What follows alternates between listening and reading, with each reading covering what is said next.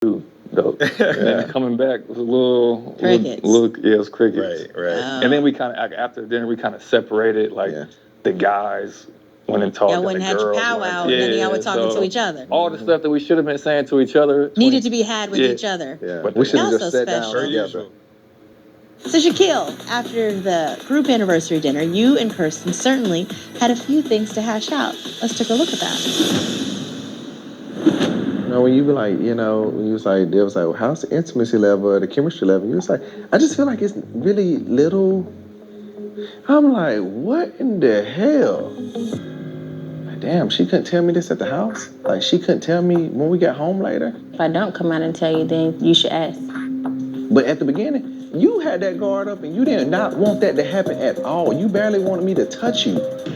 It seemed like in your life that it's always been on your time of what you wanted. And for me, like, nah, that ain't gonna fly. It's not all about cursing.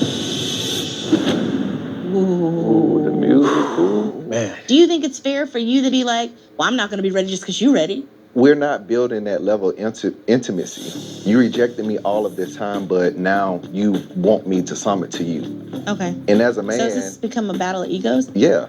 Because at this point, it's like, I'm not going to do it just because you want to do it. When why do you want to do it? Mm-hmm. Justin, what would you say? I just think there's a better way to articulate. In that moment, maybe it could have sounded like, right now, I understand what you're saying. You want intimacy. You're ready. You've gotten yourself to this point. Personally, I'm a little taken back. I just need some time. And we regroup tomorrow morning and have a conversation.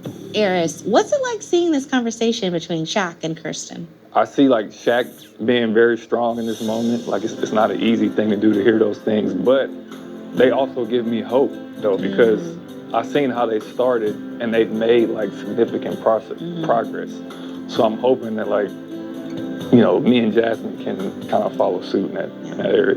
So how did the rest of the night go with Kirsten? After this, I think Kirsten and I we had like a drink and we just sat on the sofa and really just talked. But in that moment, I had to realize, let me take a step back and adhere to Kirsten's needs and give her what she's saying, what she's actually communicating to me and not taking offense to it.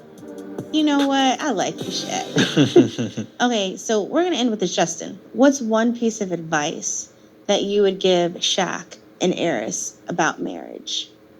Who wants to go first? I'll go first. Airris, in order to get something you've never had, you have to do things you've never done before, right? So for you, if your goal is to really try to be in love, continue to trust the process, continue to try. For you, Shaq, I think it's understanding that Kirsten's trying effort might be maxed out for her. It might be a 10 and you're looking at it as like a 2. But you have to just understand she is still showing up. She is still trying. So continue to show up for her and just continue to say, how can I show up for you? Well, all right. Thank you so much for your insight. That is all that we have time for tonight. But before we go, here's a sneak peek at what happens on next week's brand new episode of Married at First Sight. Next time on Married at First Sight. How are you? So what about chemistry and intimacy? How is that increasing? We've been doing better at it. At first. We've been doing better.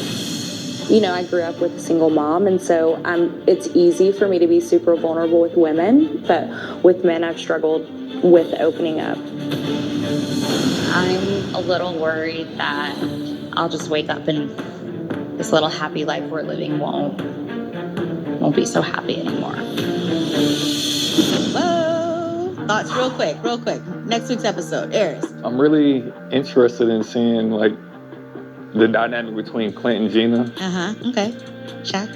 Nicole does actually have fear of her marriage, that one day she will wake up and Chris won't be there. So I'm interested to see how she goes into depth about that. Understood. Justin? I'm happy you asked me, who's having sex? Is anybody having sex? That's all I want, besides Nicole and Chris. That's the question all season. Right. Well, Airris, Shaquille, and Justin, thank you so much for joining me at the after party tonight.